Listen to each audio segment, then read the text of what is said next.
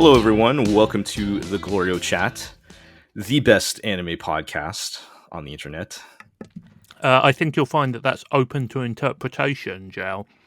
No, that's a definitive statement. But I will say it is hard being the best sometimes, particularly in seasons like this where the number of shows I'm watching is dropping rapidly. And, rather than playing anime, we could be playing Baldur's Gate 3, or in my case, I could be... You can't mention that game because it's not anime adjacent. Okay, well, I could also be... building my hypercarry Kafka and Honkai Star Rail. Yeah, okay, if I figured out the way to make anime adjacent, we could be playing Baldur's Gate 3 like noted mangaka GLORIO. You mean the author whose award-winning manga Dungeon Meshi is nearly over. And is getting an anime adaptation by Trigger next year or so. You could be playing noted anime RPG Baldur's Gate 3 where you can build a harem. There you go, simple. Well, that's not entirely wrong. When I played Baldur's Gate 2, I did mod in the portraits that were fan art by the Dungeon Meshi mangaka. Yes, they're very good. We've I thought you were going to say circle. I added the huge bouncing honkers mod or something. Baldur's Gate 2 is 2D. How could it have big bouncing honkers? Excuse me, it's isometric. Thank you. And you're right. I can loop the big bouncing honkers back to my Honkai Star Rail again, but we need to move on. We do have anime left to talk about for now. So, like less than 2 minutes, and we managed to get we need to move on already. That might be a record. That's just what we do here. But let's introduce everybody. I'm Jel. I'm joined by Aru. I'm still here. I'm not dead yet. Still with us. We're joined by G. I'm back. G is back. Yes. You survived. You are also not dead yet somehow. Yeah, but, in fact, stronger than ever. Back and stronger than ever with us. And we are joined by Zig. Look, just because two women hang out all the time and wear rings and go through all the motions of being married doesn't mean they're married. It's open to interpretation, don't you see? Oh God, we missed all that discourse. That was the joke. That was the joke. Come on. Yeah. Wait, is it really not? That's not more than 2 weeks old? Because why did you guys talk about that last podcast? Yeah, no, I think that was probably between the. Who knows? I have no concept. Well, this is the problem anymore. of being bi-weekly is we miss striking while iron is hot. Well, 3 day long fortnightly. If we were bi-weekly, we would be released twice a week. I've personally stopped using Twitter this past 2 weeks to try it out, and I do feel like it has messed up my concept of time and what people are talking about. But also, it's great. I feel like 10% happier, so I don't know. But, forget that book that's about that. You open it, just says stop using Twitter. It's smooth, your teeth is white, your smile is brilliant. Yeah. I understand not everyone has the luxury to do that, but so far so good. And yes, Suletta and Mirine are married. That's just a statement of fact. Anyway, let's talk about some anime. We still have some shows we're watching for now. I've been threatening to drop some of them, but I think I've hit the wall with several of these. But speaking of video games, yes, we did have one thing to add, which I guess this has been out for a while, but if anybody remembers, the NieR Automata anime the ending was delayed. The last couple of episodes from 2 seasons ago. Last season? 2 seasons ago? No, last season. I think it was last season. Yes. Okay. I don't remember at this point. But the last couple of episodes were delayed, and they finally came out, and we've been trying to find time to watch them. I personally still haven't gotten to it yet, because honestly, as much as I was enjoying the kind of reinterpretation of the game, once I fell off of it, my motivation to pick back up plummeted. It's hard when you know, the deviations are fun, but they're not going to change where they're going. Also, we should mention that when they dropped those episodes, they also announced a season 2. So. Oh yes, so there will be more as well. And I'm like, I just my motivation has tanked back down to the bottom. But I don't know, G and Iro, you watched it. Maybe you can change my mind on this. How were the last couple of episodes? It was quite good. I would go as far as say I'm a little surprised by these sort of mild reactions, because I would maybe say that NieR Automata version 1.1a is maybe the most successful anime adaptation of a video game ever. Like Wow. I can't think of a better example than what I think 1.1a has done with the NieR Automata story. What about superlatives that actually mean something? Because I mean, well, so yes, you are even taking the low bar into account, even it's still good though, right? Yeah, like, yes, you are yes. Your comment aside, Zig, it is true that yes, it is not a very high bar to clear, but in many ways, then it makes it more surprising it took this long for someone to actually like nail it as well as 1.1a does. And I should of course say that much of this is on the shoulders of the source material, right? NieR Automata, probably for many of us, one of our favorite games of 2017, maybe one of our favorite. It's one of my favorites of all time. Yes, it's in my all-time list somewhere. I don't know where, but somewhere on my list. We can't get into why NieR Automata is an amazing game, but suffice to say, it was a revelation of a game when it came out, and I think that what I feel like 1.1a does really well, despite its 12 episode runtime, is I think it actually does a surprisingly good job of invoking and emulating the feeling of going through that game for the first time.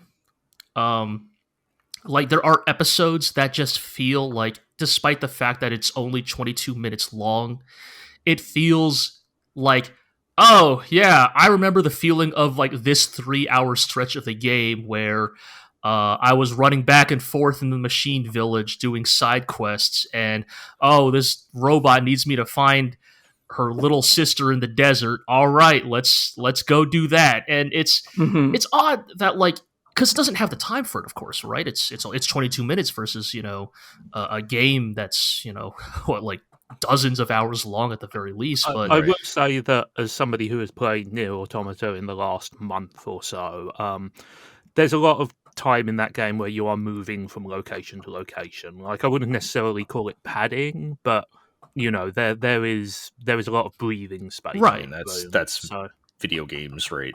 but some of that, as I think we've said before, about like how come the Persona anime always fail, how come other adaptations of JRPGs always fail, and the thing we often bring up is that like a passive form of media like anime can't really replicate the texture of filler in a video game. Like we call it filler, we call it padding, but like to an extent, some of that is the appeal of those experiences. It is the hours you spend doing the routine, becoming familiar with the environment, right? Like Persona is often the your example we bring up of like, you're kind of like a part of that world, right?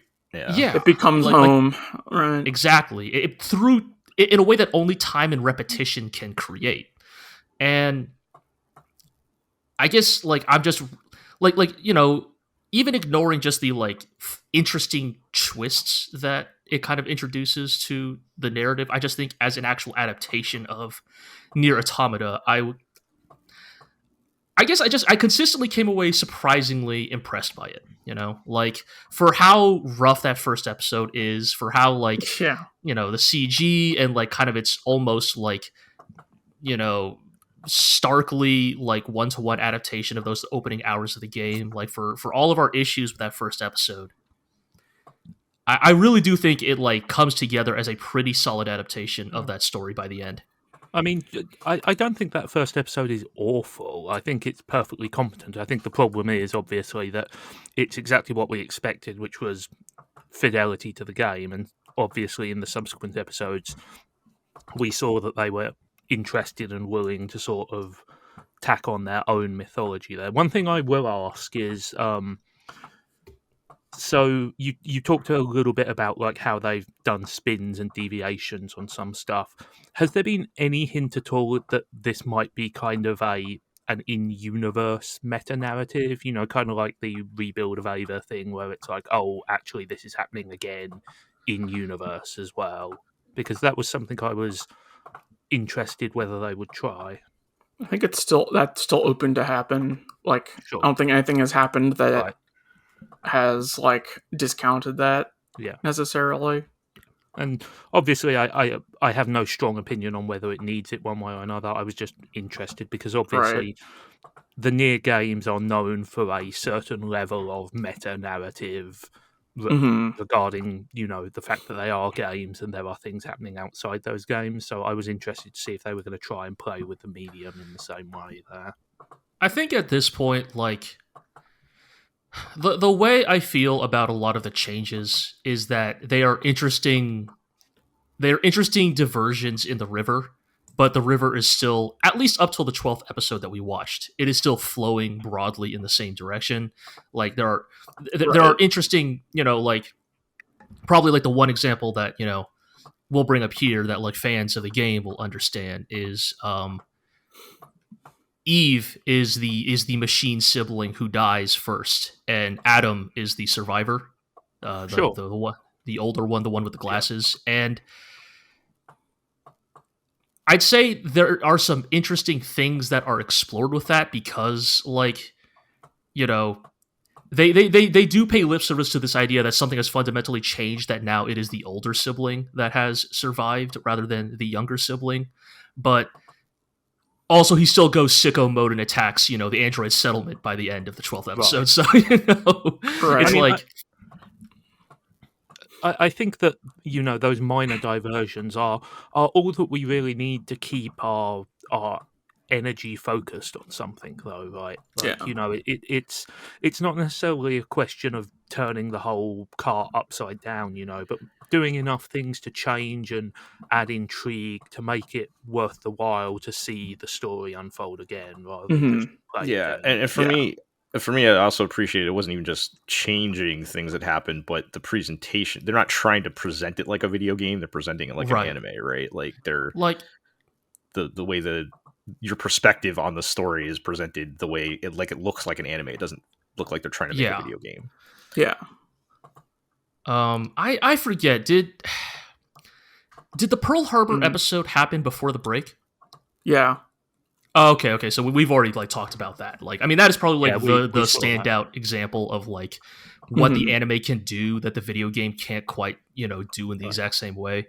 That stuff was from the stage play. Right? Yes, I believe so. Yes. But for many English speaking viewers, this is our first like real exposure to that element of the story. Right.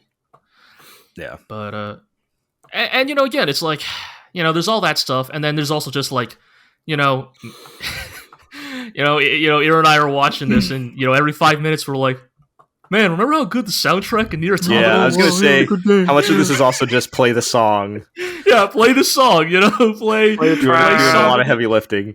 You know, play Grandma Destruction, play Song of the Ancients, play you know, play Become as Gods. You know, yeah. This is so sad. Alexa, play Weight of the World. Yeah. The last thing I'll leave this on with NieR Automata is I'm very curious how they're going to handle the second half, because the last episode of 1.1a, episode 12, kind of just speed runs Route B, or I guess what I mean is it doesn't actually reset the timeline.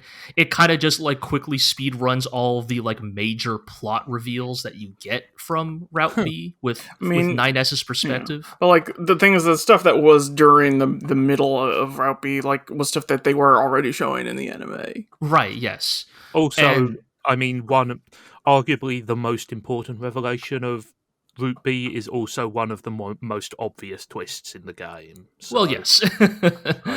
But I guess what I mean by that is that means that the second half of the anime will start with Route C. I mean, So that makes With, a certain amount of sense because That's about what I expected. If they're Yorha going to do a dropping season in 2. is that where we kicking off with like Yorha dropping in Yeah. all that. Yeah, Yeah, well, yeah, they. at the I mean, top. They do the whole. They literally do the whole like next. Like next time. next on NieR, right? Yeah. Yeah. It's the whole speech, and I mean, if they're copying that from the game, I'm ready for episode 13 to have the hardest fucking title drop in the history of video games. I mean, Yeah. I think that makes a lot of sense though, because even in the game itself, Route B is. I will accept an argument that it is kind of a slightly overlong way to make the points that it makes, right? So, yeah, given that the story has already been expanded upon, and as Iro said, they've shown a lot of the Route B stuff in this first run already, it kind of makes sense that you would trim it down to the minimum. they're not going to endless eat this and like Oh, redo. what if they did? I mean, yeah, part of me is like, oh, they probably could have gone that way, but yeah, better that they didn't. I'll Okay. definitely have to catch up with it. I'm Yeah, catching up. And one last shout out to the puppet segments. Those continue to be 5 stars every time. Yeah, they never miss. Okay, well, I feel my enthusiasm building back up. I'll have to check it out before season 2 starts. This is why I have to be on this podcast, man. This is what I do. I bring us all back up. they haven't said when season 2 is happening, right? Other than it is happening. No, I don't. Not to my knowledge. Yeah. So we'll see. One thing I must ask: do they do the Romeo and Juliet's? Did they do that before the break? I might have. That might have been. Yeah, that was before the break, I believe. Really? I must right have because forgotten it then. Because that was the Carmen episode, right? Yeah. Yeah, I'm pretty sure Yeah, maybe I forgot it. Sorry. Yeah, it's been a while. It has been a while. I mean, this is an anime we should have been doing this wrap up discussion for this show like 2 months ago. Yeah. I mean, right. Delays, but production is hard. Okay. Well, let's talk about Ooku the Inner Chambers, which we didn't have you last time, and you're the only one here that has read. You've read at least some of the manga, right? I read some of it. I am now realizing that I probably did not read as much of it as I maybe thought, because I was listening to you talk on the podcast about how like, oh yeah, the first episode is just like the prequel or whatever, and then like it immediately jumps to the main plot, and I very much had a like, oh fuck, right, that's right, that is what happens. I completely forgot. Right, the female shogun plot line. Shit. Yeah, that was the part I was interested in, and then they kind of pulled the rug out from under you. Yeah, yes. So to recap briefly, the first episode 1 of Ooku is the like 4 to 5 episode long movie that's like the prologue, and it was a little slow in the beginning, but that did win me over. And I remember you and I only watched like the first like half an hour of it or something, right? Yeah. So, and I will admit they were also starting to lose me in the beginning, but by the end of the whole thing, I was bought into it. And then they're like, oh well, we're not going to tell that story. We're gonna go back in time 80 years to the rise of the Ooku, and I'm like, I don't want that story. I want anime is fairly bad at doing this quite a lot of the time. I wanted to. I mean, it's what we will now call the Oshinoko situation. But yeah, but I was like, I'll give it a fair chance. I'll watch episode 2, which is like the equivalent of like episode 5 or 6, and it was fine.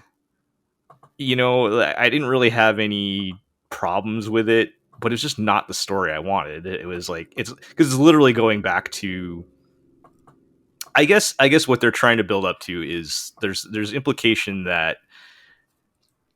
Well, not implication. I mean, they basically tell you at the end of the prologue movie that the reason why women are in charge has been hidden from at least people in Japan, possibly the rest of the world, who knows? Like, I mean, they Japan would currently be in its isolation. yeah, right? like they make the, for like all official documents and everything, they make like the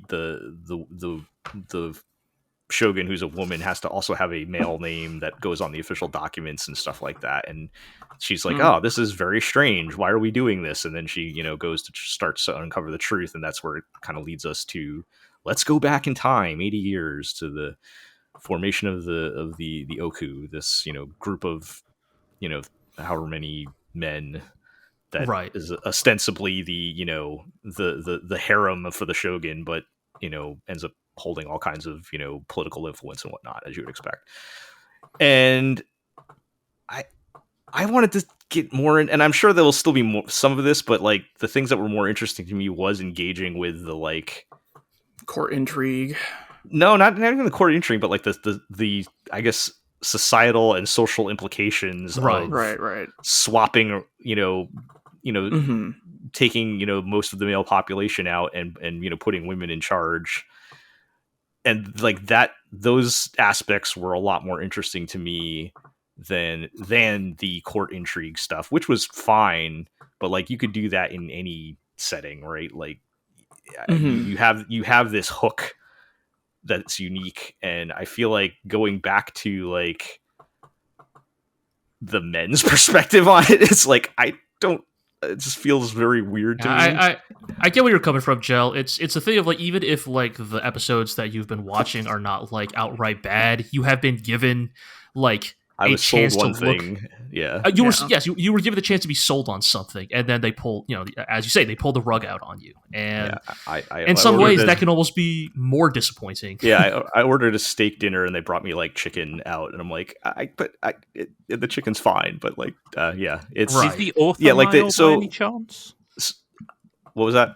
Zig? I said, is the author male by any chance? I don't know. I actually do not know. I'm not going to guess. I'm not going to guess. But I'm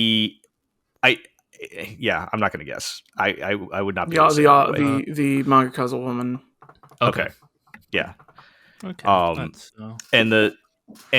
So in episode 2 is about like the main character is this guy who's basically part of the formation of the Ooku, like the original version, and like he becomes the main character rather than our problematic girl boss shogun, you know, I just, and you know, it's just not as interesting to me, and it just becomes sort of like a right. It's just it's fine, but like nothing that's like getting me excited to watch more of it. So I haven't. They kind of backed away from their unique selling point, right? Like, that's what it feels like to me. Yeah. And it's not that those things aren't there at all, because just there's no way of like not including the societal impacts and what's happening with the women and everything, because that's very much integral to the story. But it's told from this like man's perspective, and I'm like, that's not as interesting to me. So unfortunately, I don't really plan on watching anymore at this stage, and it's kind of sad because I have not read enough. I have not read enough of the manga to do my keep reading or keep watching. It gets better because I have no clue. Yeah, because the whole series has been available on Netflix. Yeah, and I just kind of skimmed through the episode descriptions just enough to like tell if is it going to go back and forth, and it looks like it's just all flashback from here on out for the rest of the series. I will say, like, looking at it real quickly, like, on Wikipedia, I did not realize that Ooku was 19 volumes. That's much longer than the Ooku that I had seen in my head, I guess. And so, you know, it could very well be one of those things of, like, I mean, this is one of the things that manga loves to do. I mean, you know, heck, you know, we talk about this just with, like, Vinland Saga last season, like, it can sometimes do an arc that is like legitimately like 7-8 volumes long, and then like after that, like just to, like, immediately shift gears to a like totally different thing for another 5 volumes. So like it's entirely possible that Ooku actually does eventually get back to the stuff that you're more interested in. The problem is, like, are you going to get there in the anime? Probably not. Yeah, hard it doesn't to say. look like it. Yeah. Oh well. Well, let's move on to speaking of extended flashbacks, although I think this one's finally over. We are free. Yes. let's talk about Jujutsu Kaisen season At 2. last, I for don't free. even know what to really say about it because, like, in a lot of ways, this flashback actually, like, I remember saying, I think the last time I was on this podcast, that we all know exactly where this flashback is going, and it's exactly what we all predicted. But the way it gets there isn't even. It's not really. It doesn't. It's not very satisfying, I guess. Is how I'd It's put like it. we've talked about. It's like in theory the narrative purpose of a flashback like this is to like answer some questions about how characters got to where they are, except Right.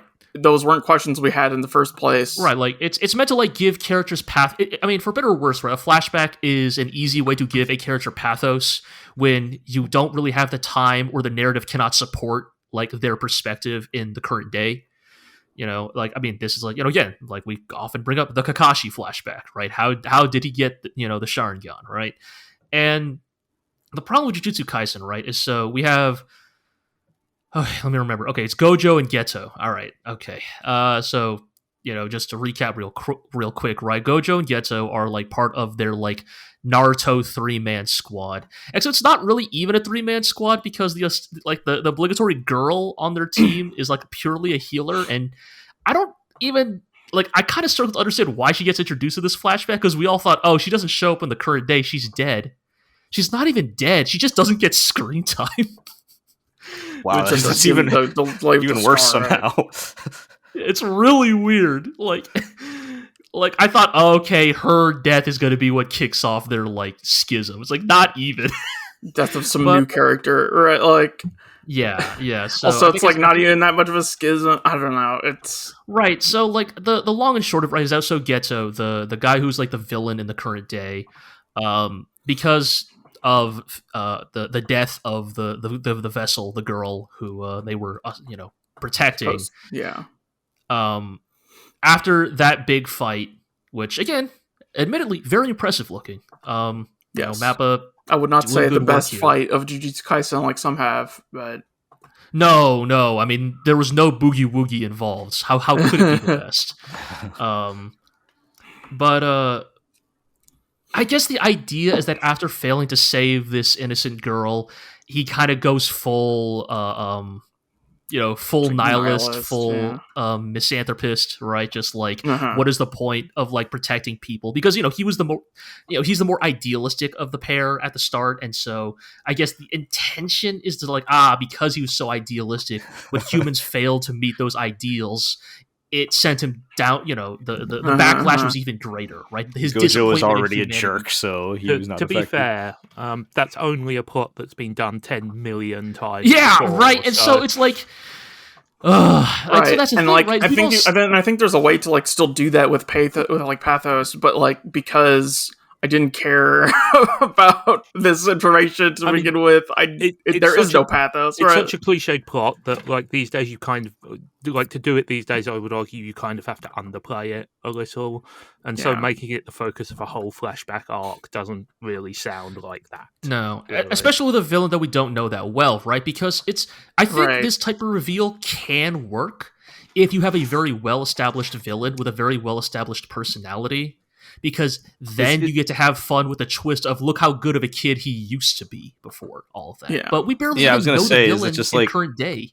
Is this just like setting up his redemption arc or like his I don't think something later? I don't know, but he also kills a lot of people.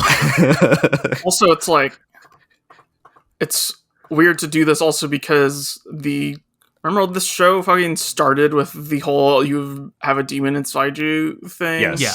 That has not appeared. It's not been ages. relevant in like 20 episodes. Yeah.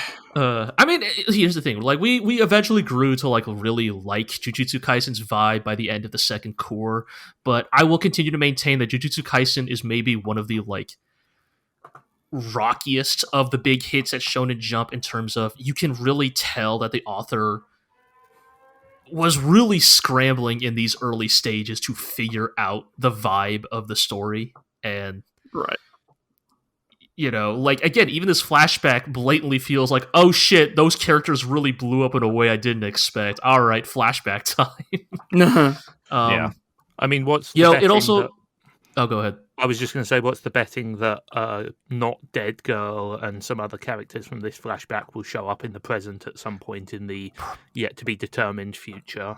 Probably. I mean, considering they did not die, right. I guess they have the chance to right. return.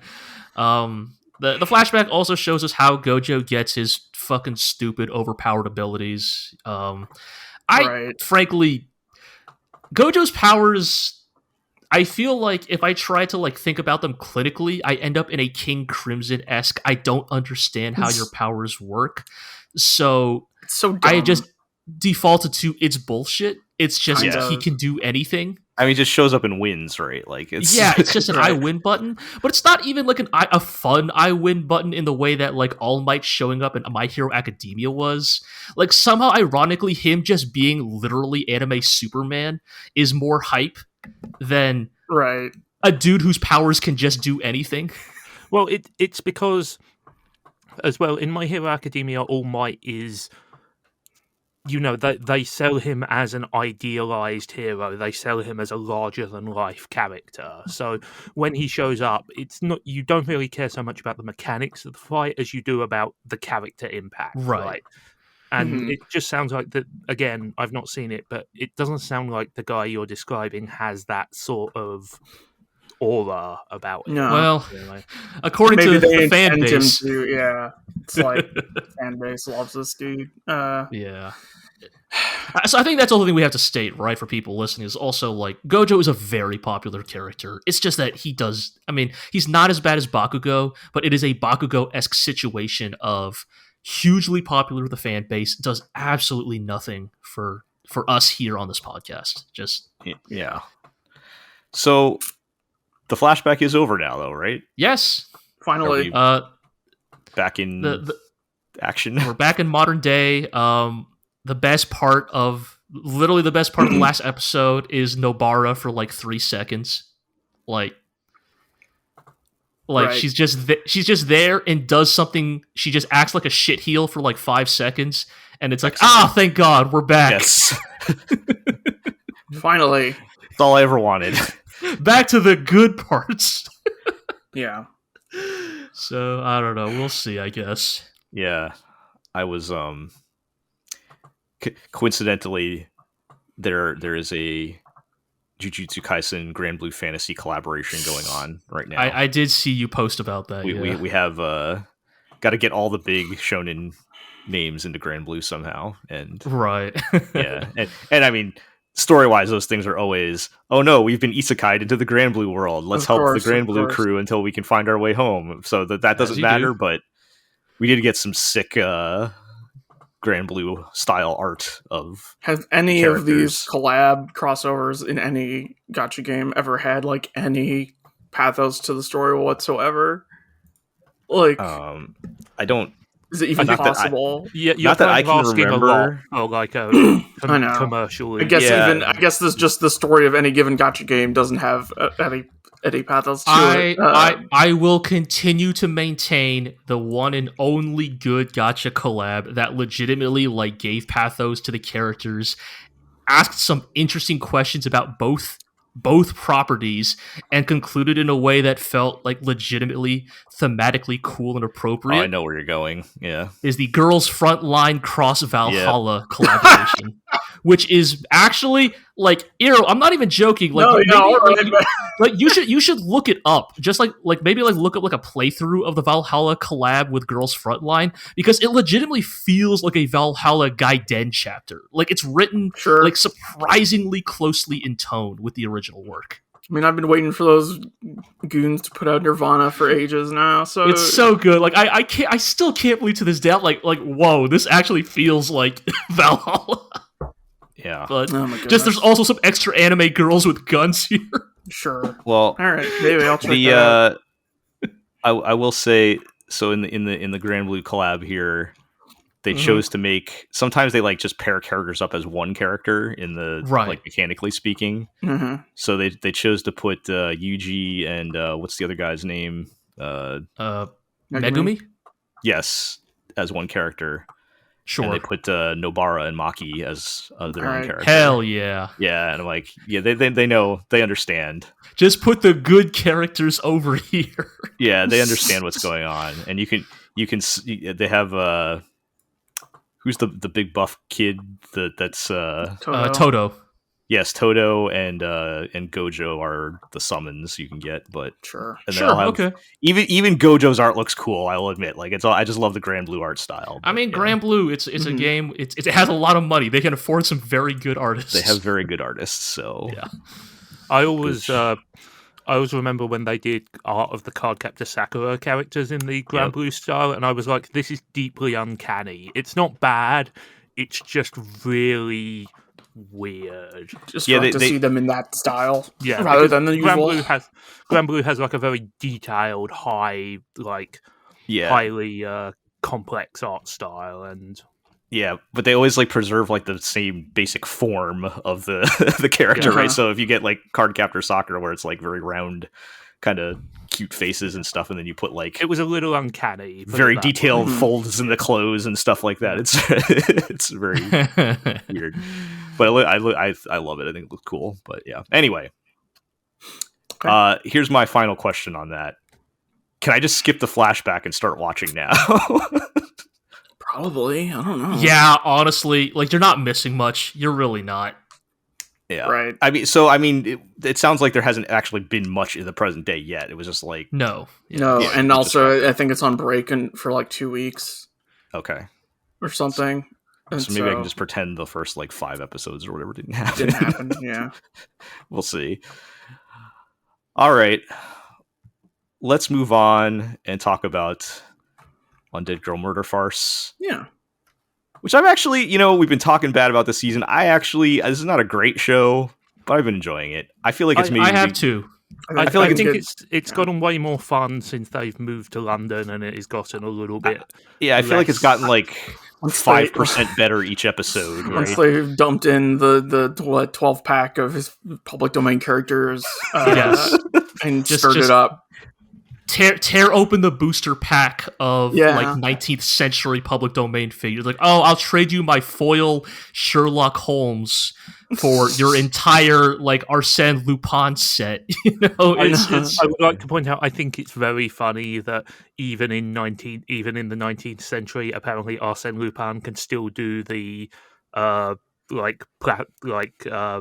plastic mask tear off, where he just has like a perfect, Of course. perfect It's- face Snake or the whatever. mask can blink. Yeah, It is the one.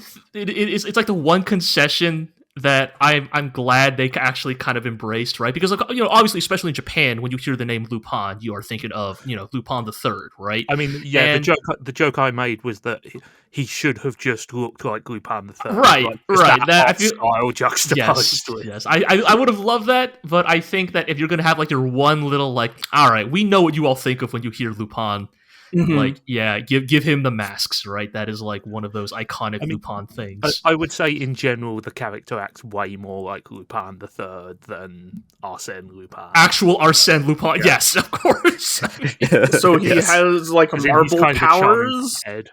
Oh yeah, this is the Also, second that time second marble fighter in of less the than a year. year. The second time we've seen someone with marble-based Yeah. superpowers. bizarre- Completely lost our minds at that. Yeah, fucking but yeah, I Stan. guess Also, he might have super strength. It's hard to tell. Who knows? Unclear. yeah.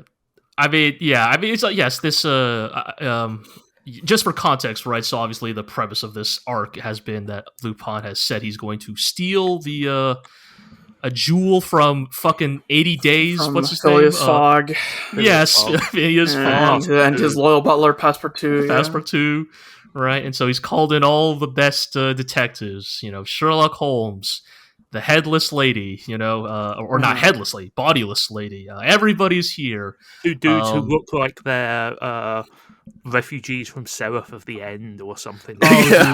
dude, I have to give a shout out to these insurance goons because, as I was telling Iro, they have the strongest Trigun Yasuhiro Naitao vibes.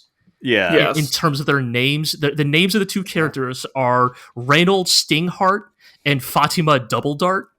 Yeah, Yes, that's peak Naitao naming. Yeah, It's so good. It's so weird because they are like ultra anime. they've put pulled from another anime. Yeah, Right. and so it just feels like, you know, these kind of like edgy shonen designs have been dropped into this otherwise like quite. I mean, thrown in with the a surprising choice to make Holmes and Watson more traditional Holmes and look Watson. actually, yes, like Holmes and Watson. Yeah. I mean, I feel that way about our protagonists. Mega Bishi, like Lupin and Phantom of the Opera. Right, yes, the Phantom of the Opera also here. They even did roughly book accurate Mycroft, like, which is like weird. Yeah, they did. But yes, I feel like that also makes our protagonist stand out a lot, right? Because you got a dude with all the fucking blue tattoos and on his face, and just a literal maid, and it's like it's goofy, but I think in a way that like they embrace it in a way that I think makes it work so far, right? Like the latest episode, like the latest episode, you could almost kind of it's almost like they're just kind of faffing about in preparation for the heist, but like just the premise of oops, we switched the bird cages, right, is like pretty entertaining. Show's benefit, like it feels like it's lightened up a lot since they made it to London, and it's definitely like I don't think it's trying to be like campy, but it is not taking itself too seriously, which is appreciated. It's pulpy in like the truest sense of the word. It's definitely not taking itself too seriously, which is a nice. They don't overdo it. It's not become a literal farce, but like it's goofy and kind of like swashbuckling, and that's something that I'm into. I feel think like the vibe fits. Go ahead. Like some of my favorite moments were just very small things, like when the Oni guy gets his ass beat, and he's like, "I lost," and I was like, "Yeah, I saw it," and that's it. Like, just move on. It's like there's a certain amount of like I guess charm to it, which I'm glad they've managed to pull out because I don't think I was necessarily getting that from the first episode, and now that I think having that time to build that has been nice. But yeah, I'm very much looking forward to if Sherlock Holmes was about to have like a real harsh "I'm a genius, oh no" moment in terms of like how he kind of did, didn't he? Ends. Yeah, right. Like, haha, I've locked us in. Yeah, he kind of did have that moment at the end of the. Oh no, we're gonna fucking drown. Oh whoops! Now the only way out is this vent. Yeah. Yeah, I think that I have also appreciated Holmes's like he's very obviously very smart, but he's not like an infallible I'm 10 steps ahead of everybody right type of character. But yeah, I mean, in other words, he's written how Sherlock Holmes is actually written, which is smart, but occasionally a little too smart for his own good. And I will say one thing. I will say one thing I have been thinking about while watching this show, though, is like maybe it's just like, so obviously we've talked about like the insanely bad first episode, or not insanely bad, but just really poorly constructed first episode, especially considering how much the next arc just does everything the first episode did anyways. But and then even with this arc, I'm beginning to get this feeling of like the pacing feels weird to me in this show in a way that has me thinking like was this story written with the idea that like each arc was meant to be like a continuous OVA or something? Like because I know it's. Do we know if the novel was serialized before publication? Because good question. That still happens sometimes. Right, maybe that's an aspect of it, but it's like because I feel like a lot of the episodes just kind of like it's not that they end abruptly. Like they still have like a basic like climax or cliffhanger, but a lot of them do just kind of they cut off weird. Spots. Yeah, in a way that's like. Like was this meant to be like? I talked about this. I talked about this last time when I was recounting the 7 things that she found in her investigation, and they just decided to stop on number 5 for some reason. And then we'll talk about the last 2 next week.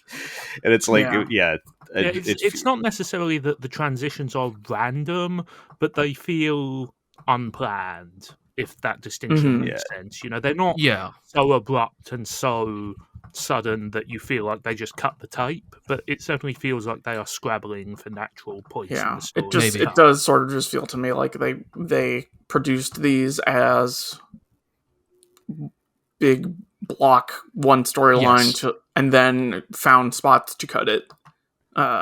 Is how it feels to me. And I do still have a problem with the overall pacing of like, man, we are going slow. Like, what are we at, like episode 5 now, and we're like maybe halfway through the second mystery here. The feeling I'm getting is we're getting 3 arcs, right? Like that's it. Yeah. Right? Like this is That's what I'd wager on, yeah. Yeah. That's probably all we're getting, but overall though, I mean it's just it's fun. Yeah. It's a fun show.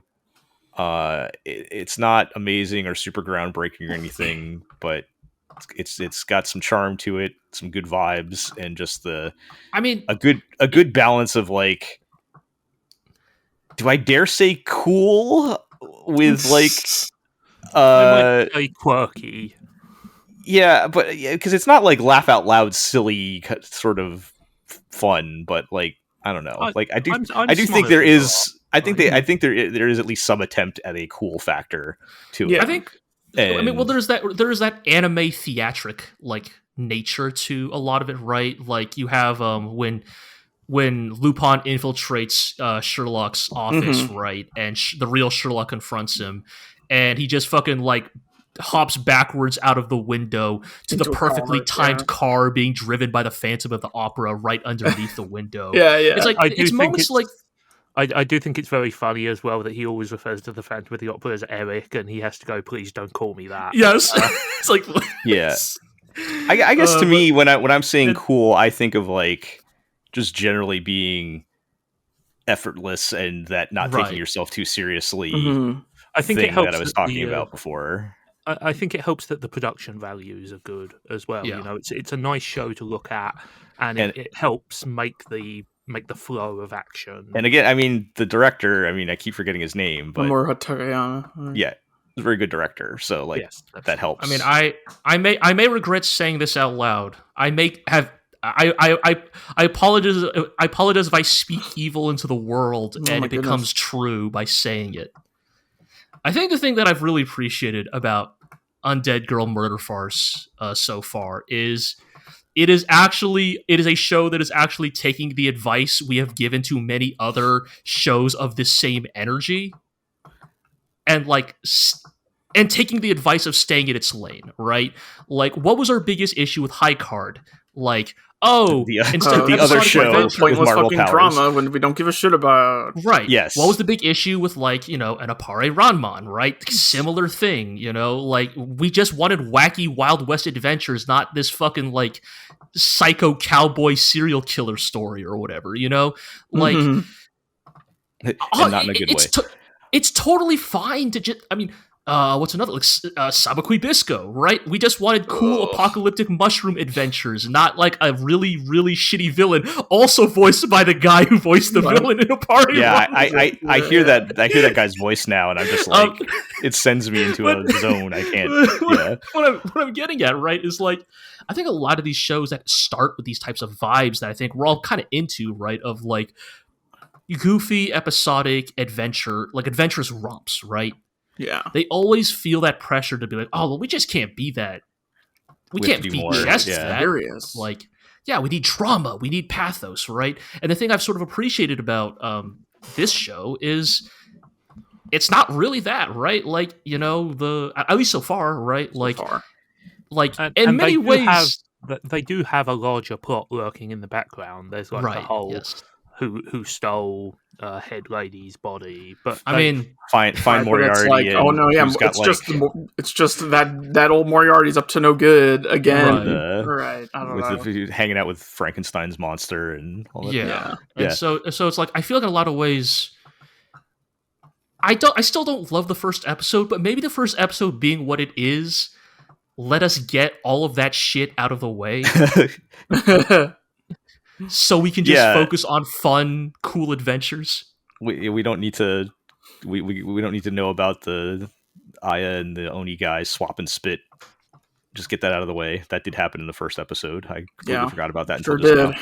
And then we just have fun. And there's still plenty of time for them to do all those things. I just get the impression that they won't. Like, it feels like they, at least for now, understand the assignment. Yeah. Which is I mean, I think the nature of this type of story means that, like, probably whatever is the third arc will be, you know, a bit bigger and more. The stakes will be ramped up, right. But you know, that's when we're going to really tie back to the main plot again, right? Right. We got to bring it full circle. Yeah. So that's that's dangerous territory, but I think they got a shot to pull it off. Like, I think they do. I feel good. I feel good about where we're headed so far with it. So. Yeah. All right. Let's move on and talk about the Masterful Cat is depressed again today. Is this still the best Go Hands anime? This is the cat still depressed. Yeah, he is. But yes, this continues to be the only show that I legitimately like with no asterisks on them. Well, I guess the last show I also don't really have too much bad to say about it either. But yeah, so this time we had a birthday party to follow up. If you recall, last time there was a trip to the aquarium where the main girl got tricked into babysitting her boss's niece, basically. Right. And she loved her and her big giant cat so much that she invites them to her birthday party. And it is fortunately a costume party, so there are jokes involved, because the thing is, like, how are we going to bring the giant cat without freaking everybody out? So they literally just stick a zipper on him so it looks like a costume. And this is the same excuse to do, like, any time in, like, a Digimon, whenever they have to hide what the Digimon are, and someone's like, why is there a child-sized dinosaur running around? And they always just say, oh, it's just a kid in a mascot suit. Haha, bye. That's not strictly true. Sometimes they put on a baseball cap and it works as all-purpose camouflage. I mean, yes, you know. So yeah, I mean, the birthday party happens. It's fun.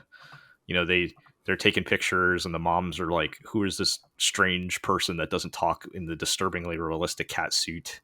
But and also, wasn't her boss, like, putting the moves on her or something? No, she thinks he's hot, but I don't think he cares about her. Oh, okay. Other way around. Yeah. And he's not even here for this party. He's like off somewhere. But the little girl is like, oh, you have to meet my grandma, and they go upstairs to meet her grandma, who's in a wheelchair and she's blind, and she's like, I remember my grandfather telling me about, you know, the special cat.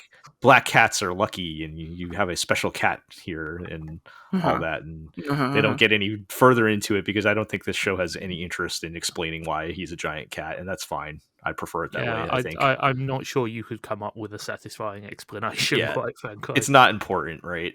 But you know, they throw that in there to kind of add some mystical quality to it, and it's fine.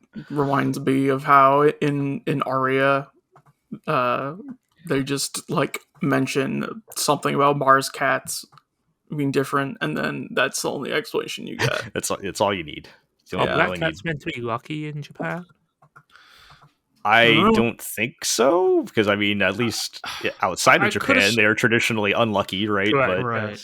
I could have sort of heard somewhere that in some Asian cultures that, I don't know if black cats are necessarily lucky, but they do not have a negative connotation like they do in Western culture.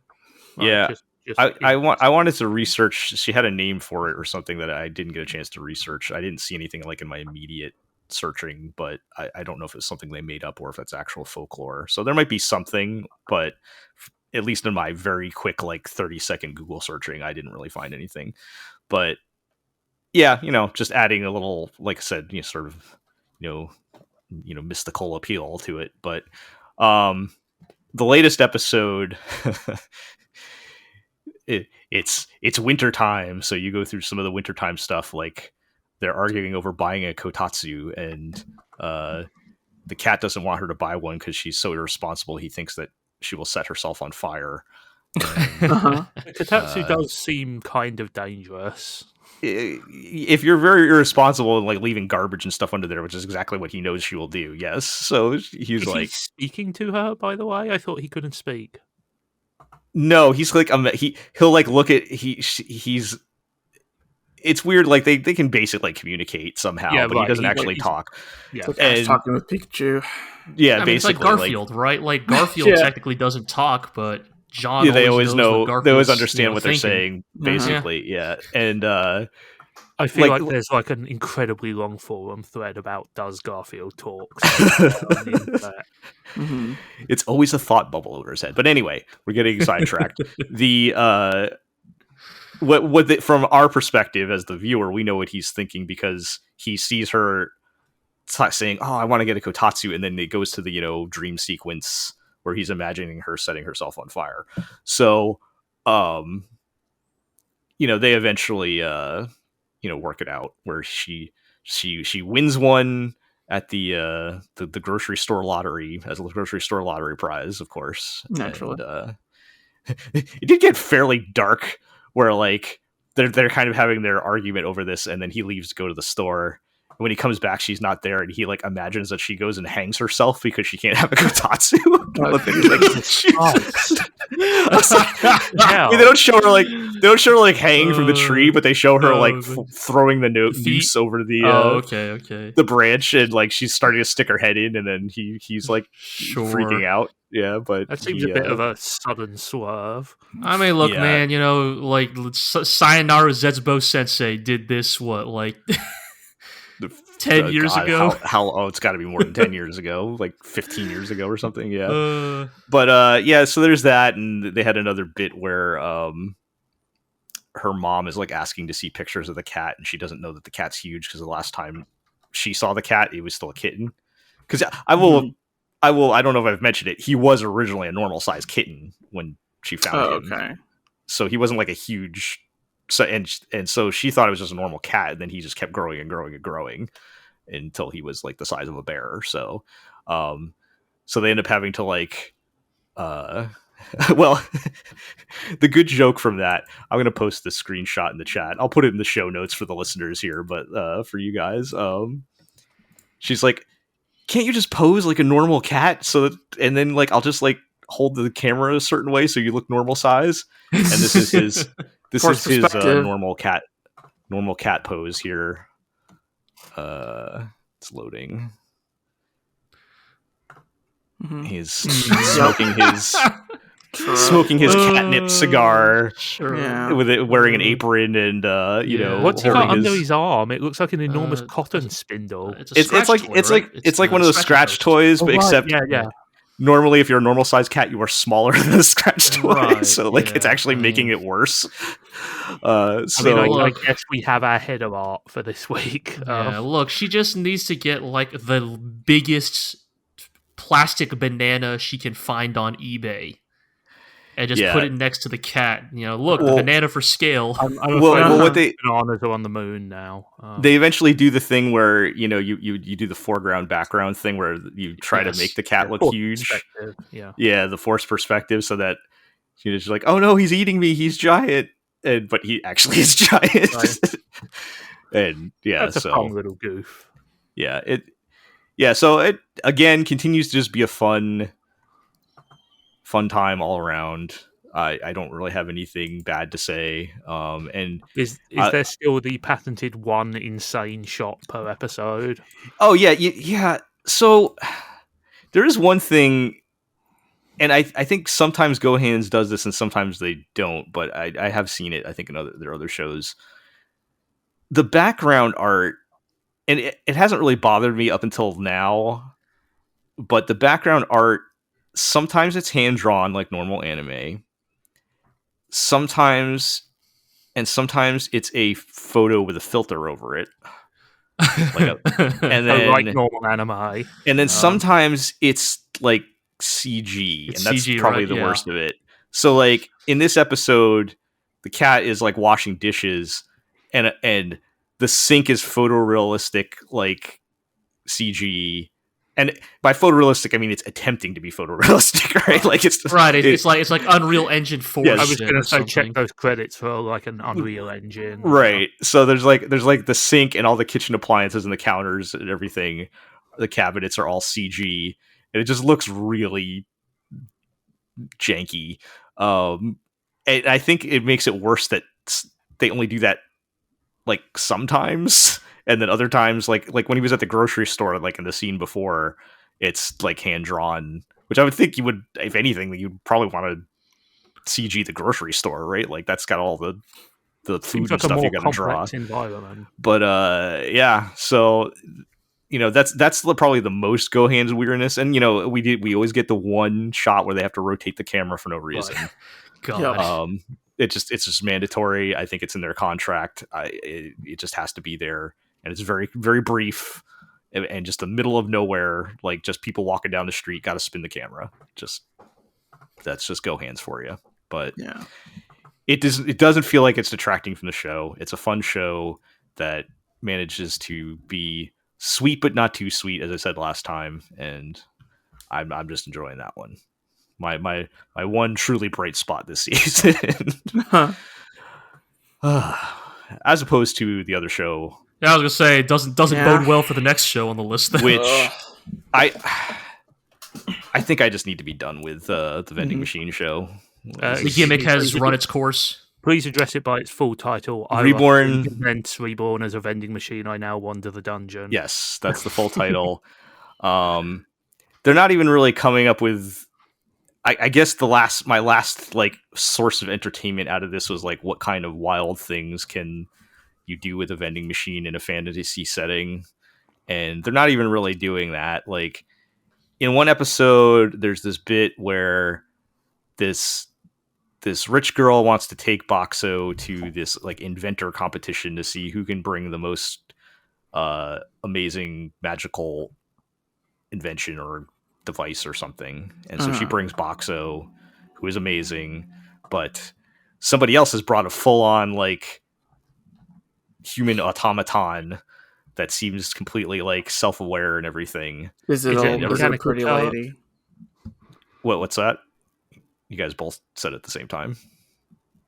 I said, is it a mechanical Turk? That is it actually somebody controlling it from a distance? No, but the magical engineer girl does get wise to this is not a machine. They have actually stolen someone's soul and put it into a robot, and that's cheating. So same principle. Oh, hell yeah. And you so see, what would have been really funny is if she had like showed up with like a Coke freestyle machine or something like that. I guess the thing, but this was like the vending machine. Boxer doesn't even like do anything in this. Like just the magical engineer girl like calls it out, and then she like knows how to like magically release the soul to be at peace or something, and then they win the competition, or I don't know what happens after. It doesn't matter. But yeah, it's just like they're coming up with these. They're not coming up with any like interesting things to do with the vending machine anymore. I mean, the latest episode, they go to fight iPads or some shit. Like the latest episode, they go to fight the Crocodile King or something. I don't know, one of the monster factions, and Boxo gets swallowed by the Crocodile King, and to get out, he changes vending machines several different times to set up putting a tin can in a microwave and exploding himself. Actually, first he pulls out some obscure vending machine that I guess dispenses natural gas or something, and like fills his stomach with natural gas, and like that doesn't seem like a real thing. And then he does the exploding tin can in the microwave to like set the gas off and explode, and then he has his barrier to protect him when it explodes. Like I could imagine like a propane tank type thing, but like. Yeah, maybe that's what it was. I don't know. Like where you go to fill your propane tanks. Yeah, he just said gas. I just assumed that's what he meant. He just blows up this crocodile from the inside? Yeah, well, it's like a giant crocodile. It's like a demon crocodile. It's a magical beast or some shit, I assume. Yeah, that's basically it. Do they show the aftermath? Not really. I mean, it's not that graphic or anything. Yeah, I was going to say, just like blowing up. That would be very messy, yes. But this is well, I'm not going to say it's a kid show, but it's Yeah. And I'm like, It's a show for man children. I don't know if tin can in the microwave is going to cut it anymore at this stage. Like, Yeah, all that does is make you travel back in time. That's popcorn. So I just they're not. I don't know. It's not giving me anything anymore at this point. So I might be done. Kind of surprised they managed to get enough material to make it 6 episodes, 7 episodes. Like, yeah, and that's probably on me. I probably should have stopped at like episode 3 or something. But yeah, I mean that's what I expected you to drop it. Honestly, look, man, I'm gonna be down to 1 or 2 shows by the time this episode's over. So you wanted to support Iroh in his creative endeavors. You know, I get it. Oh well, yeah. No, I didn't give Iroh any isekai writing opportunities this week. But anyway, let's move on. And you guys said you wanted to mention Synduality. I thought we were never going to talk about this again, but we can just talk about this real quick.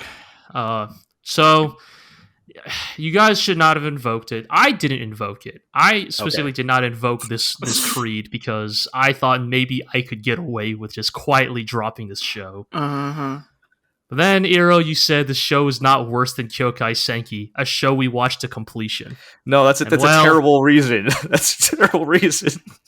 I couldn't live that down. So we are still watching Synduality, which is an extremely mediocre adaptation is not the right word because the video game's not even out. Yes, franchise, multimedia tie-in, I guess. And we don't really even need to get to the story or anything. Really, this is just a place to complain about how fucking lame the main character is. What's his deal? Nothing. Okay. He's just boring, man. He's just a blank slate protagonist. Like, he has a good heart, and he gets flustered around the ladies when they press their boobies into him. He's so self-effacing and blah blah blah. Is he worse than the dude from Old Noah Zero?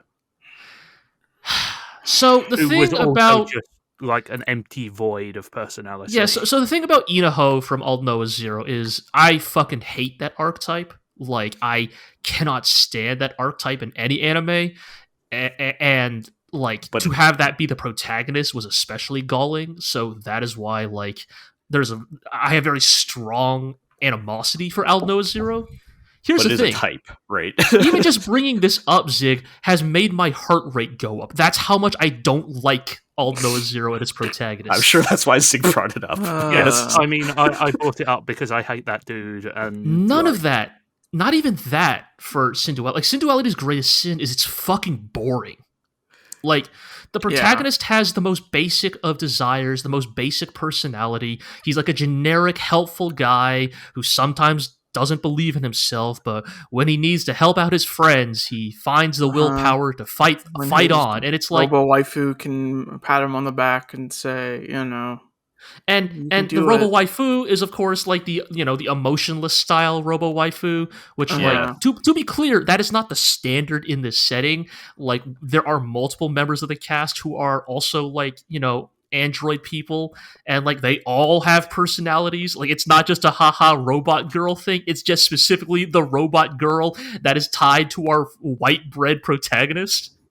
Yeah. And it's just really, there's nothing to it, right? There's no chemistry, there's really nothing to latch onto, which is why Yiro and I have become increasingly obsessed with Tokyo, the like Yosuke style best friend character to the protagonist.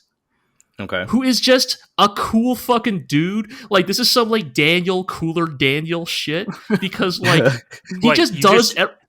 You just said Yosuke and cool dude. In the for the listeners, we are referring to Yosuke from Persona 4. But go on. Yeah, I know what you're about to say, Zig, but like, hear me out, right? It's like he is the like.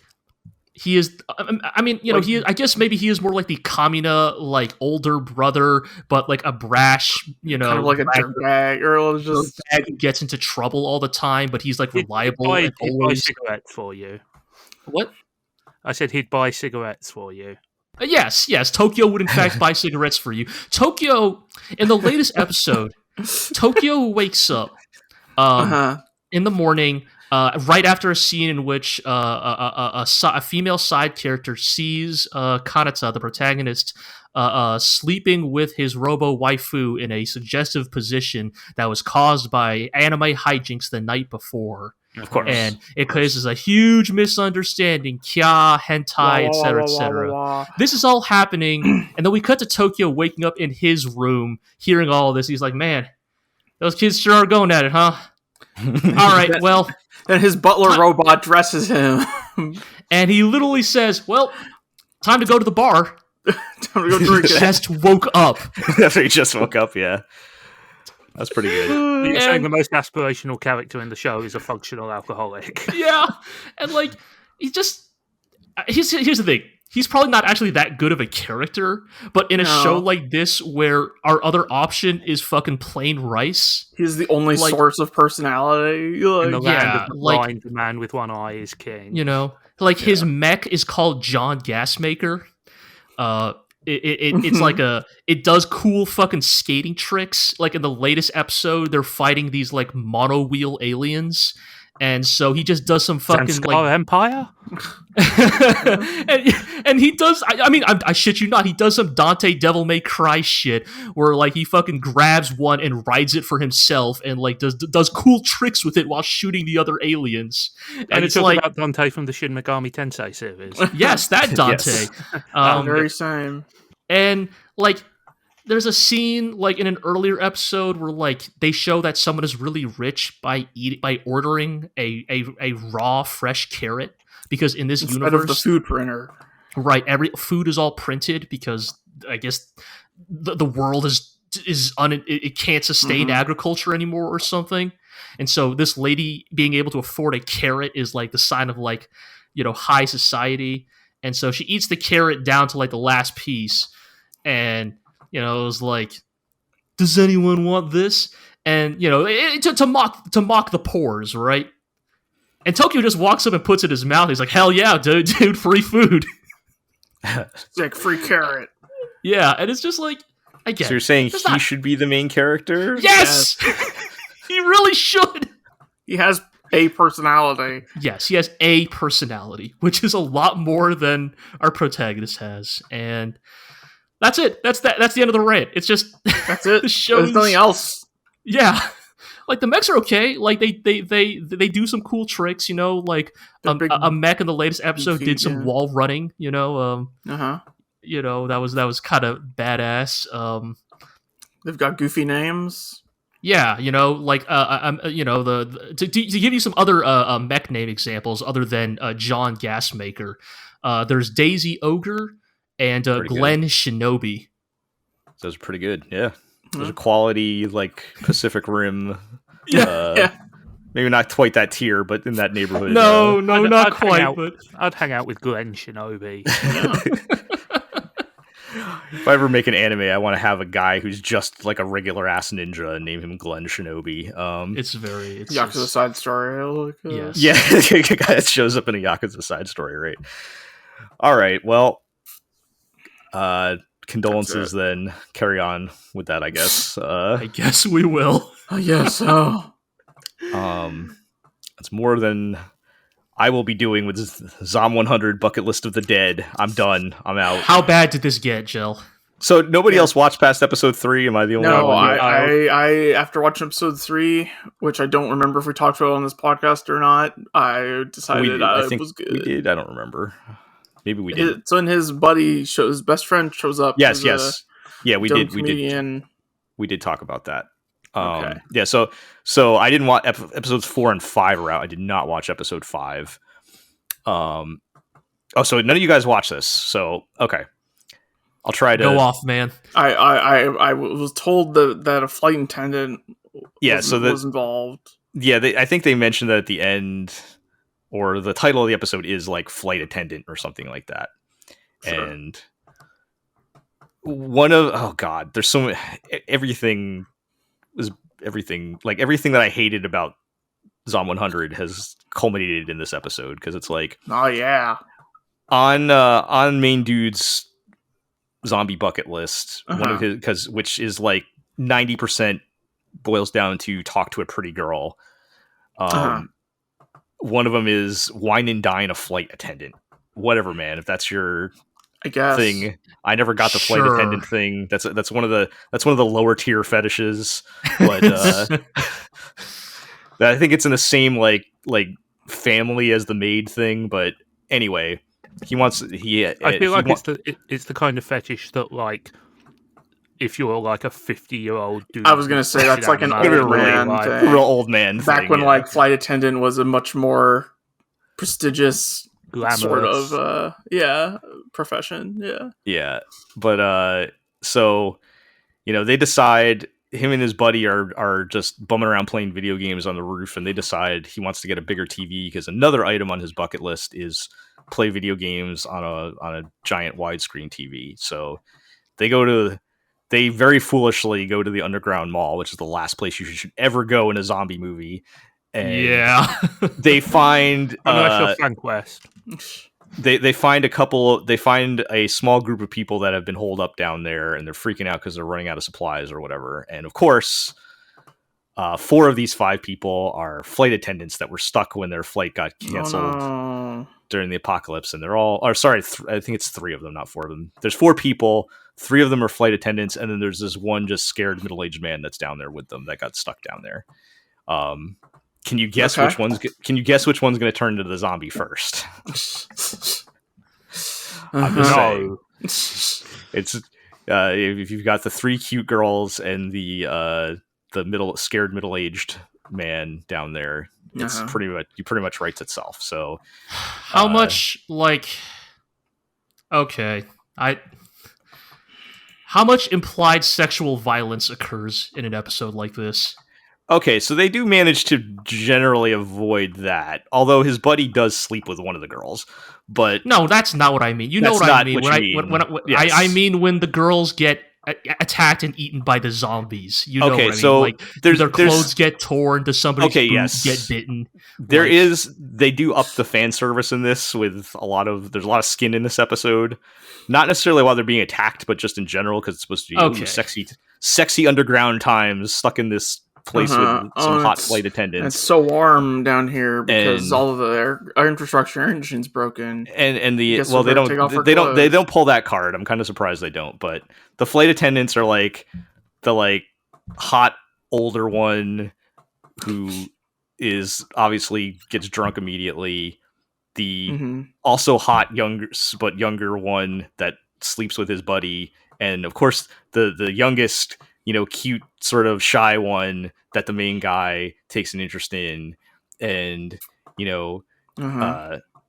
he's like, oh, I'm gonna try to wine and dine her or whatever, and he's just terrible at it, and eventually he to try to compensate, he just starts chugging beers and starts throwing up.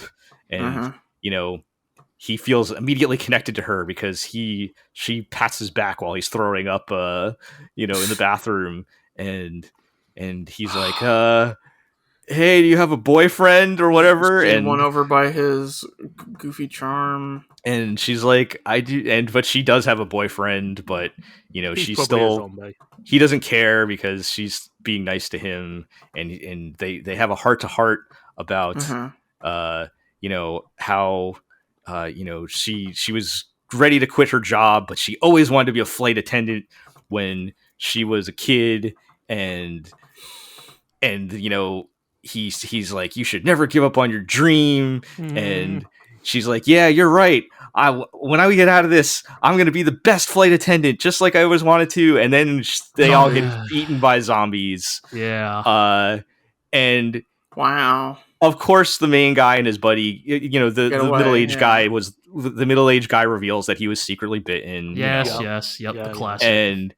And he works his way down. He bites the older lady first, which is a complete waste because she was super hot. And he bites the next girl, and then finally, as they're having a heart-to-heart, of course, he springs up and bites the shy girl on the shoulder, and main dude like punches the zombie's head off or something, but it's too late, and she's slowly turning, and she gives her dramatic goodbye. And it's the first time the show ever tries to like engage with the tragedy of the situation, and they do an awful terrible job of it. Because not only did all that suck, but like main guy's like sad for like 30 seconds, and then his buddy's like, yo, I found a big screen TV. Let's get out of here. Sick, yeah, hell yeah. Back to video games. And then he's just like, smile back on his face. Hell yeah, bro. Let's get out of here. And then like, as if none of this happened. I feel like... And it's just like... it's so like there was absolutely no redeeming value to any of that. So this thing, right? First of all, this is unbelievably gross, right? Like it's the shittiest kind of zombie media. Yeah. But I think the thing that like gets to me is like, I don't even know if it would work well. There is probably a way to do this type of story with this type of character and recognize that, oh, maybe this person was always a sociopath, or like, oh, maybe this person was always emotionally stunted, and what was initially framed as finding freedom in episode 1 is actually, no, this is now a person who can just live without inhibition. Unleash their id, right? Yes. They're actually a sociopath, basically. Like, there could be a way to do that. It does not sound like that's what this show is doing. Oh, not even close. No. The thing I was going to say was there's a way to do, we meet all these people and then they're killed by zombies, and like make it not necessarily worthwhile, but to get something out of it. You can make it a very nihilistic, dark kind of. Even if the pointlessness is the point, if that makes sense. I'm not saying this would have made it good, but at least would have made sense if they at least had a somber ride home or something, like at least let it set in that like okay, kind of balance a little bit that this is a dangerous world that they're in. And right, like I could see a version of this episode where they still get the TV. It's like just sitting there, and they're on. So yeah, they grabbed a motorcycle, right, and they're riding back on their motorcycle, just not talking or something, right? Right, and it's would would that be good? No, but at least it would like make sense, right? Like it would close the because you could even lean into like because if you do that, if you frame it like that, you could even lean into the like maybe the like really sinister realization that the characters come to is like, if we had never met them, they were all going to be dead anyways, but then maybe we don't have to carry that emotional burden on ourselves, right? Yeah. Like, you could even lean into that aspect of like, to meet other people in the apocalypse is to like expose yourself to potential emotional harm. Yeah, there's a lot of ways you could have taken that, and they chose none of them. Of course, they just anime. I mean, the thing is, making comedies is really hard, but making comedies that occasionally have dramatic elements is like a factor of 10 harder, right? Like, and it sounds like here you've just sort of got a soup of different tones. And they didn't even try. It was like literally flip a switch. Hey, bro, I got the TV. Let's bounce.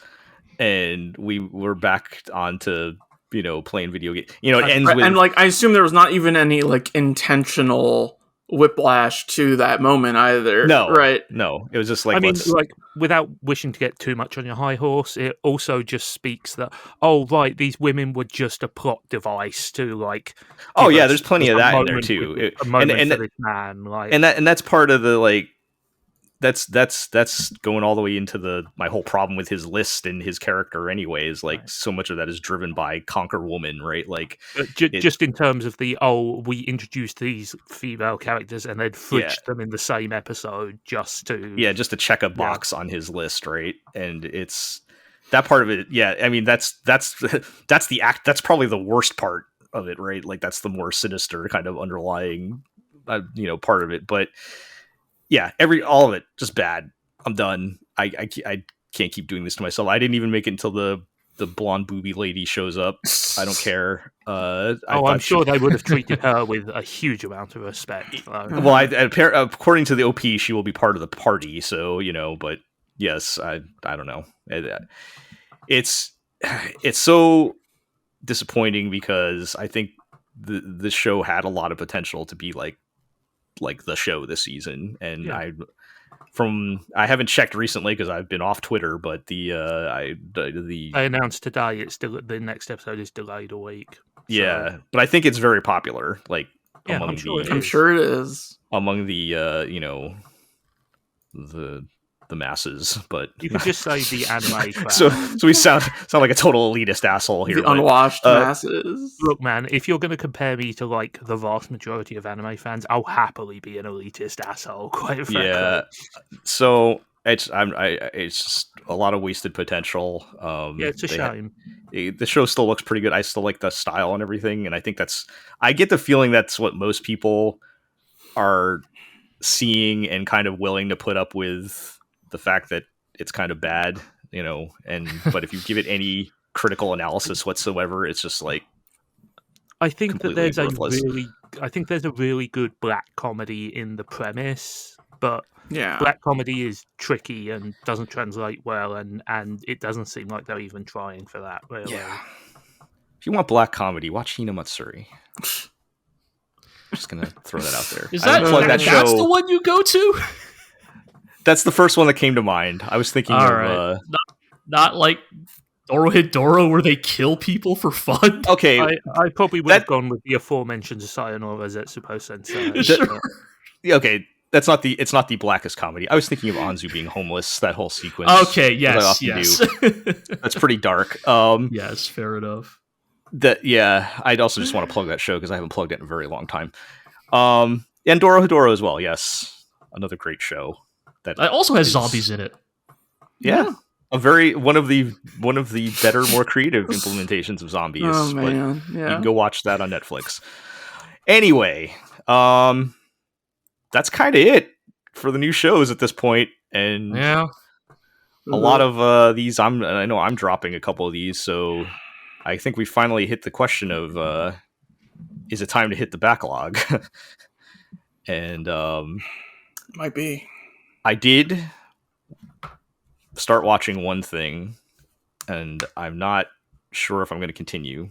I think I mentioned this to you guys very briefly before, but I think you did, but I cannot for the life of me recall what it was. so coming hot off of Birdie Oh no, Wing. it was Madlax. Yes, coming hot off of Birdie Wing. Oh, right. I was craving more of that energy somehow, Mhm. some way, and Birdie Wing is very directly connected to the 2004 Girls with Guns cult favorite Madlax, the second of the what became known as the Girls with Gun trilogy, and it is written by the same author, Yosuke Kuroda, as Birdie Wing, and most notably, both anime take place in part in the same fake European country that this author made up. Yes, and Both also involve lots of bullets. Both involve lots of bullets, and one of the girls is part of the notorious Burton family. I guess technically related to Eve in some way. Yep, Of course. So Shuichi I was like, Ikeda is there? No, I was that's not like, true. yeah, right, not yet. And I was like, you know what? I never actually watched. I always saw the Girls with Guns shows. So it's Noir, Madlax, and I forget the name of the third one. It's something in Spanish. Cazador de la Bruja. Yes, Yes, that is that the one. So I've never actually watched any of them, but I always saw them like around, and I'm like, you know I what? also somehow never got around to those. Like my Girls with Guns route, I guess I went down the like gunslinger girl to Black Lagoon pipeline, I guess. Yeah, so I mean, I watched that is a the- genre. Those are two very different shows. Yeah, I know. I'm not. It's just, I watched it. So that- Noir, So it's like Girls with Guns is the broad anime trope, but these three Yes. series specifically were Right. tied together as the same studio and director, although different Yeah. writers and very different shows, I think. But they're kind of spiritually connected Yeah. because they star Girls with Guns. An informal trilogy. Yeah, so I decided to check this out to try to capture some of that Birdie Wing energy, see if it carried over or whatever. And? But and well, first of all, Madlax is not streaming anywhere in America, so Of I course. watched yeah, I it. didn't think so. I watched it as God intended which Uh-huh. is Oh yeah. in low resolution in 3 parts on YouTube. Yeah, No. okay. Yeah. Low resolution in 3 parts on YouTube. Hell yeah. Which bless the person who still has this up on YouTube from like 14 years ago. Hell yeah. They have the entire series, broken up into 3 parts per episode. How good are the fan subs? It's dubbed. Come on. Oh, okay, yeah. Oh hell yeah! So we've got a mid 2000s dub. Hell yeah. Mm-hmm. Very bad quality. From like 4.3 Zoom or something. Like, yeah, 4.3 aspect, awful 240p. resolution, and broken up into 3 parts on YouTube as God intended. Mm-hmm. So that's already setting a vibe for me as I'm watching this, right? You gotta get a grungy CRT the to famous watch Yuki Kajiro opening? Yes, and music. all 3 of these series have music by Yuki Kajiura of all people, Jesus. which the whatever. fucking It's pretty good. Yamane song is famous. Yeah, I mean it's pretty good. The soundtrack. As for the show itself, I watched the first 2 episodes, and it is utterly incomprehensible. Hell yeah! Yeah. Wait, is that good or bad? Wait, what are we? Maybe. Wavering Oh hand. man! I can't tell you what the show's about. I can only tell you what happened. So they've basically introduced 2 characters. The 2 episodes they haven't crossed paths yet, but the first character is the titular character Madlax, who is she's like this hardcore spec ops mercenary, but she's like also kind of an airhead. She's like prepping to. We see her getting airdropped into like this war zone to steal the floppy disk from somebody in like the enemy camp, and she's like, loading her guns and like, I think I want pasta for dinner tonight. That kind of vibe. She's just one of those, just like nonchalantly murdering super intense killer who barely acknowledges what they're doing. Well, no, she's kind of like the like carefree, airheaded big sister type. I mean, of yeah, like personality. this type of like character is almost established with the likes of like gunsmith cats, right? Of like the intentional contrast of personality to occupation, shall we say? So there's a lot going on here. Gunsmith cats. It's not the big sisters I think of, unfortunately. So, well, just that personality type, though. You guys know what I'm talking about. I know.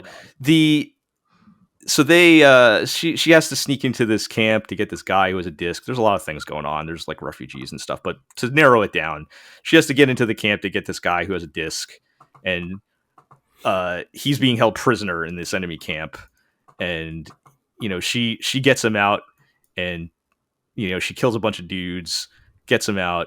He has the floppy disk, and but he is upset because his big bro, uncle, senpai, father figure guy he got separated from him, and he thinks he's still in the camp, and he wants to go back and get him. And Madlax he's like, he asks her, did you see her? And she's like, what would you do if I told you he was still alive? And he's like, I'm going to go back. And he decides to go back, and she doesn't stop him. But as she's driving away, she's like, thinks about it.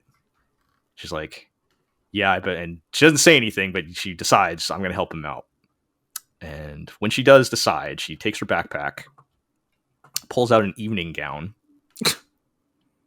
Yeah. We cut a couple scenes later to her showing up in an evening gown with some guns. She jumps in the road to stop a squad of men in jeeps and tanks, and proceeds to twirl around the battlefield as if she were almost dancing, murdering all of them in an evening gown. And this culminates with her shooting the boss bad guy. And as he's dying, in his dying breath, he looks up and sees her with the sun setting in the background, and is like, gorgeous, and dies.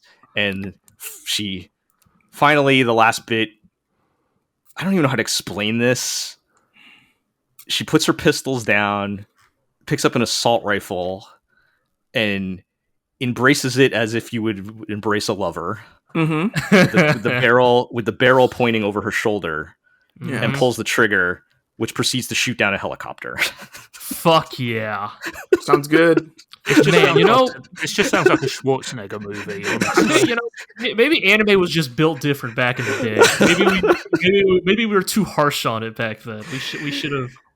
And so of course she gets the guy back out, but he was shot and he died. He bleeds out while driving away, and it's just quiet as she drives home or whatever. And that's episode 1.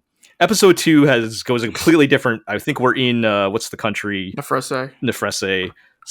They don't say it in this episode, but I'm based on what it looks like. I'm like, and we're dealing with the Burton family. I'm 100% confident that's where we are. And we turn to this other girl who's just like average school girl. She's going about her business and everything, but apparently I don't know if she has some kind of PTSD or something, but she keeps seeing like visions of the war happening because I guess there's a war. I don't really know what's going on. And she's just like totally disconnected with reality, even though she's like going to school and everything. People are talking to her and they'll be mid-sentence and she'll just start talking about the red shoes she saw in the shop in the window. And she keeps talking about these red shoes for some reason. I don't know why. There's never Wizard of any Oz explanation given.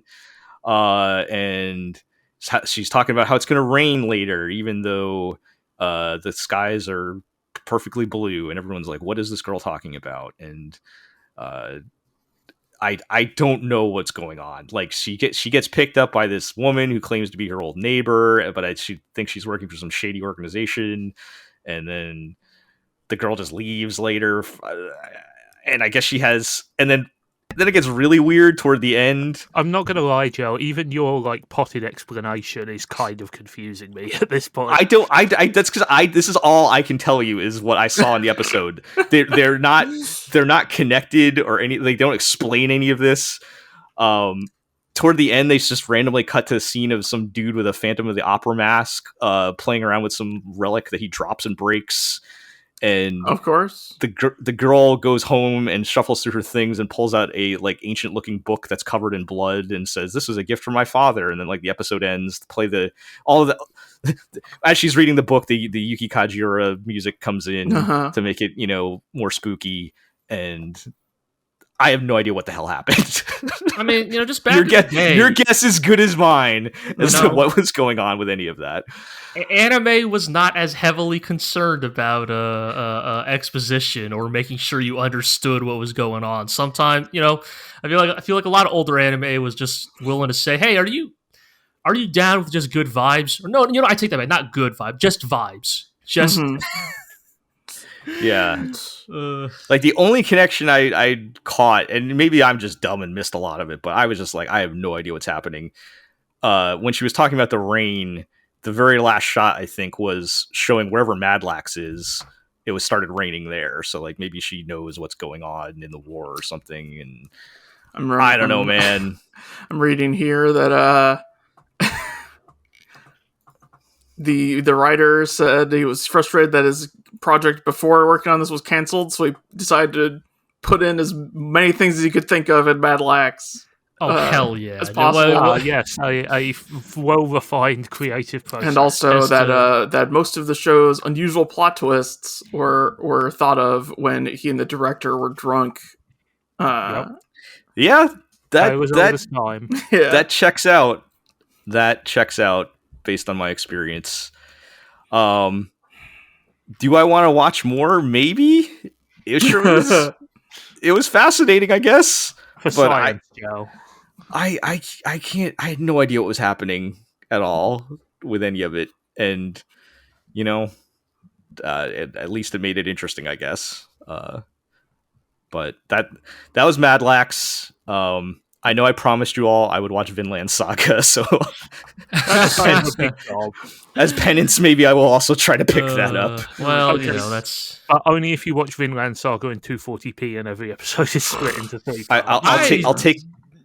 Don't even know if you could find and upload that low resolution. I'll take my Vinland Saga so I can have my Madlax later. But. Madlax does sound like some sort of medication. For it really like a stomach, your upset stomach. Yeah. Take Madlax. We put Madlax in his coffee as a joke.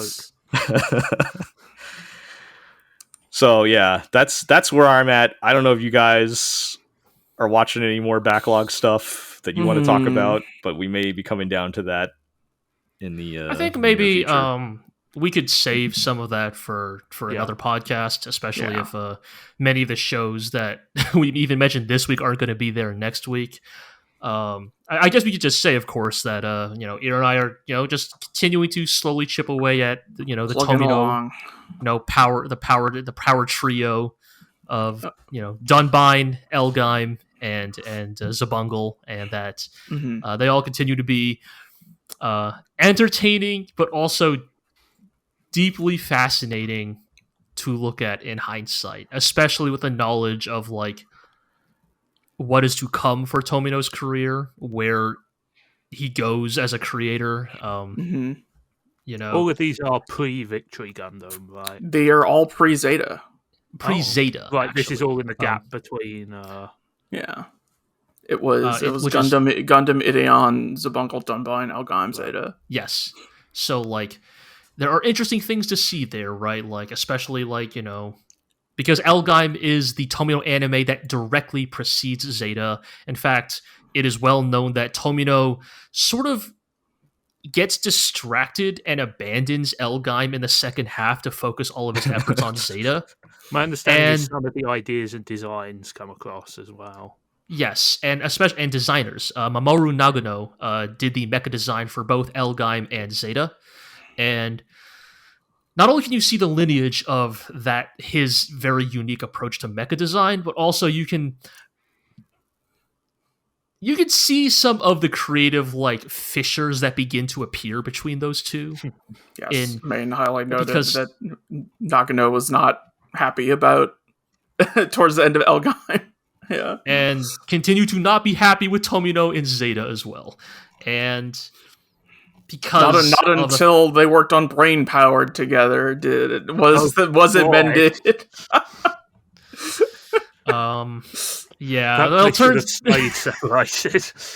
Well, but yes, just those are things we can say for another time. Yeah, let's save it for another time. So I've got one final note here to wrap up this podcast, as I was kind of looking some things up on Madlax just now.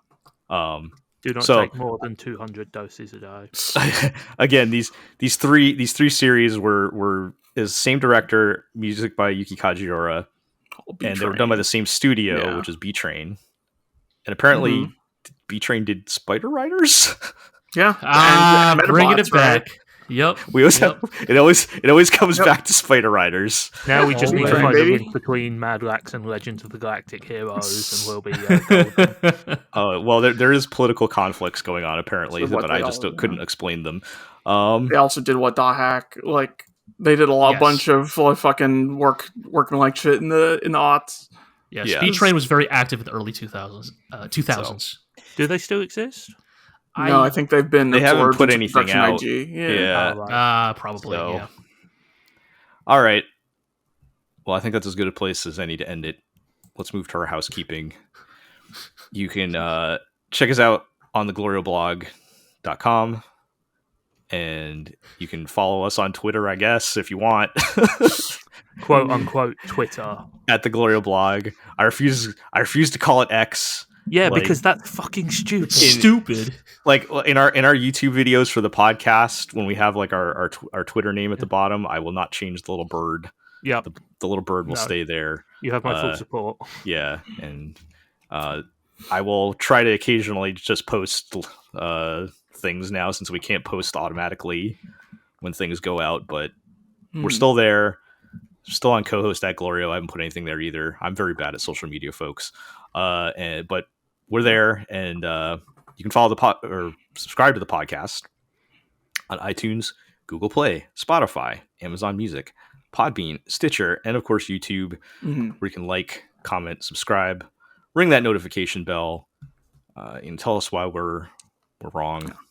We're anime elitists. Tell us if we are missing any shows this season. I don't think we are good, but if there's something out there that looked awful, but you watched it out there, dear readers, viewers, listeners, whatever, tell us. I'd like to issue correction to what I just said about being trained, which is they originally split off from Production IG, and they are now dormant / defunct because that main director guy retired. Sure. There will not be another season of Spider Riders. No. Don't cook your chickens. All right, we need to end this. So that'll do it. Tell your friends, tell your enemies, and we'll catch everybody next time.